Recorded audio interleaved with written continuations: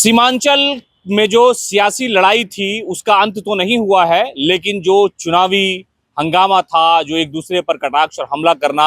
जो सियासत का हिस्सा माना जाता है, उस पर विराम लग गया है। इसलिए कि दूसरे चरण के मतदान के दौरान जो सबसे ज्यादा हॉट सीट सीमांचल की थी पूर्णिया, उस पर चुनाव हो गया, मतदान हो गया और अपने अपने तरीके से सभी उम्मीदवारों ने जनता का शुक्रिया अदा किया। लेकिन सबसे खास बात यह रही कि इसमें चर्चा का विषय थे सबसे ज्यादा जन अधिकार पार्टी के संरक्षक राजेश रंजन और पप्पू यादव। लगातार कई तरह की तस्वीरें हमने आपको दिखाई और सोशल मीडिया पे भी पप्पू यादव तेजी से वायरल होते नजर आए। इसका फायदा उन्हें चुनाव में मिला है, इसलिए कि उनकी पार्टी के लोग और खुद उनका भी ये दावा है कि पप्पू यादव 1 लाख, 1.5 लाख, 2 लाख के मतों से जीत सकते हैं। यानी जो रुझान आए, लोगों ने जब उनके पक्ष में मतदान किया, उसकी वजह से ये आंकड़े लगाए जा रहे हैं।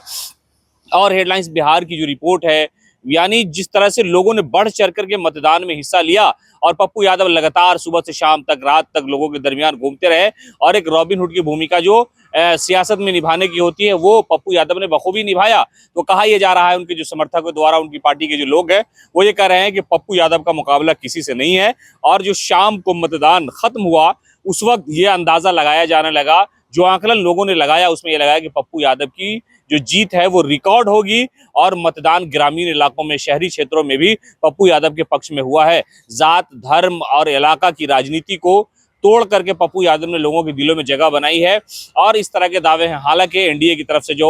उम्मीदवार थे उनके भी लोग दावा कर रहे हैं, लेकिन सबसे ज्यादा सोशल मीडिया समेत आम लोगों की जबान पर जो है वो राजेश रंजन और पप्पू यादव का घूमना, प्रशासन से टकरा जाना और अपनी रुदाद, अपनी बीती बयान करना और ये कहना कि प्रशासन के लोग, सत्ता में बैठे हुए लोग हमें मारना चाहते हैं। वो ये नहीं चाहते हैं कि पूर्णिया का बेटा पूर्णिया में चुनाव जीत करके लोगों की सेवा कर सके। कई तरह की तस्वीरें सामने आई, कई बार उलझते नजर आए प्रशासन के लोग उनसे और वो भी उनसे उलझते नजर आए। एफआईआर भी हुई, लेकिन इन सारी चीजों के बावजूद उनके जो लोग हैं, उनके जो समर्थक है, वो ये कहते नजर आ रहे हैं कि पप्पू यादव दूसरे चरण में अगर सबसे ज्यादा वोटों से कोई जीतेगा तो वो पूर्णिया की सीट से राजेश रंजन, वो पप्पू यादव होगा। हालांकि चुनावी परिणाम आने के बाद ही पप्पू यादव की सियासी किस्मत का फैसला होगा।